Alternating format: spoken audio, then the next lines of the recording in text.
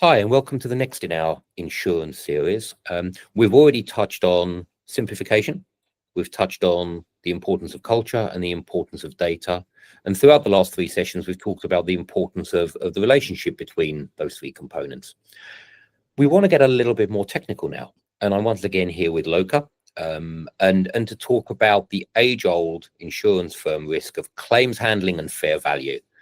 So let's start with costs, shall we? And Loka, your perspective and view on the relationship between cost of claims handling and the levels of premium clients are having to pay for their insurance policies. What's the relationship and what are the concerns there? There's a direct relationship between claims cost and premium because claims costs form part of the acquisition cost of the organization. And when you're doing a fair value assessment, it is really important for firms to look at their overall acquisition cost, which includes their claims handling costs, their back office, their front office, and everything else in between that holistically forms the acquisition cost, not just the commissions and the commission percentages. And sorry, and in terms of the relationship, sorry to jump in there, Loka, in terms of the relationship between fair value and premiums, how are firms expected to justify fair value when they're continually putting their premiums up? How does that relationship work in operation? If there is an increase in the premium because of the risk cost, it's justified.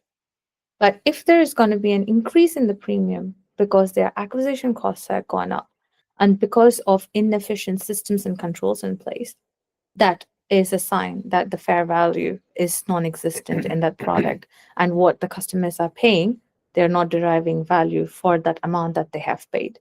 So there is a direct link between cost and premium. And we'd expect, presumably, outcome-based data to be measuring and considering that and actually validating the extent to which demonstrably fair value continues through that process. Yes, and this data cannot be siloed. It has to be across the product life cycle. It needs to start with the actual product take-up metrics, go on into cancellation, look at retention, renewal retention, and so on and so forth. So it has to start at the very beginning and go right up to the end of claims outcome, claims declination, NLR, and so on and so forth. Okay, and you talk there about the breadth of information that's needed when you're looking at the end-to-end proposition and the impact on fair value. We talked to a lot of firms and in various events around things like complexity of change and delegation and things like that. And we know some firms delegate claims handling.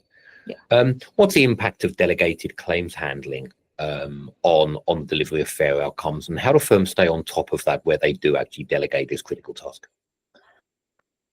Firms need to understand that when you delegate their complaints or claims handling, which is actually quite common in the market, they need to understand that delegation of their duties does not mean they delegate the responsibility for customer outcome. The principal is still responsible for the outcome that's being received by their clients.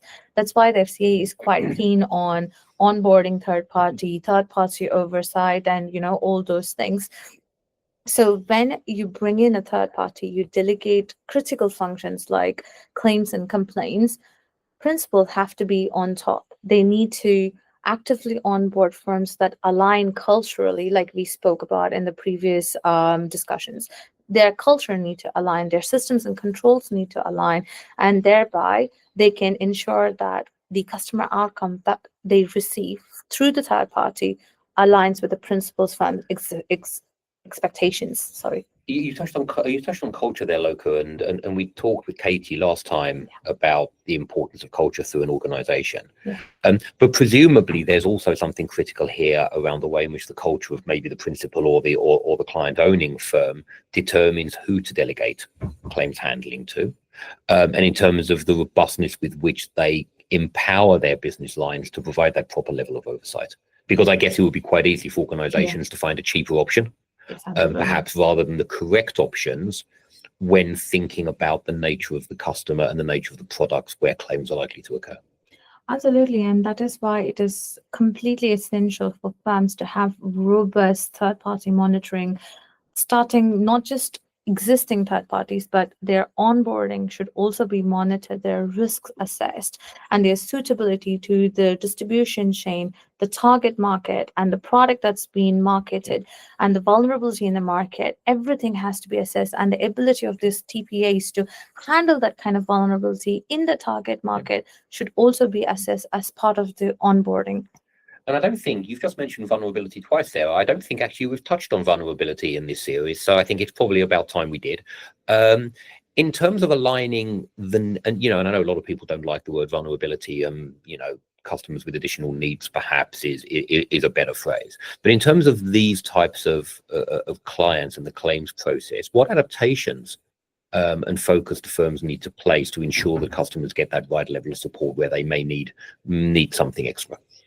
So I just would like to put it out there, John, that vulnerability or additional support to customers is not something that only comes at the claim stage or the complaint stage. It manifests more at those stages, but then because of the fluid nature of vulnerability, it manifests across the distribution, the whole product lifecycle, the distribution arrangement. So it is really important for everybody in the product lifecycle to be aware of potential vulnerabilities in the market. And especially when it comes to claims and complaints, people have to be on point. That actually goes back to our culture discussion we had with Katie, where we have spoken about the frontline staff having adequate training and experience and the right culture embedded in the organization, not just to deliver good customer outcome to all customers, but with special focus on vulnerable customers as well. And I guess the importance there when people are making claims and requesting additional support, important for having processes and ways of identifying where there are particularly high risk areas of concern that certain customers may be facing at that given moment, where they need prioritization based upon a circumstance they're in that is quite unique to them or their existing position. Yes, absolutely. And firms need to be aware of that, and they need to factor that in at the product design stage itself. So they have visibility of what needs and objectives the target market has, and have the necessary systems and controls to support them when that risk does materializes. Interesting. And then finally, I guess, you talked earlier on about the product life cycle and where claims plays. In terms of using claims information, and claims outcomes in measuring the entire product itself end to end, how do those systems relate, and those processes and data sets relate? Claims and complaints are essentially the most integral metrics firms use to understand their product performance and the customer outcomes. So to have a good set of data on claims, to understand both qualitative and quantitative metrics, understand declinature, partial declinature, complete declinature, the qualitative metrics on why the declinature has transpired, how, and the impact on the customer. These are all key metrics, and there can be no board report or consumer duty report without embedding claims-related data. Look, that's been really interesting. I think a lot of takeaways there, and also a lot of relationship between these and the other things we've talked about in our series as well. So claims are here to stay. Claims is going to be a high profile topic here to stay.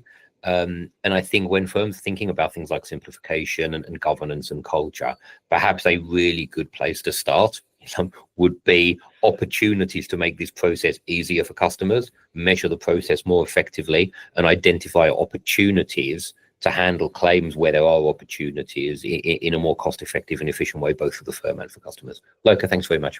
Thank you so much, John.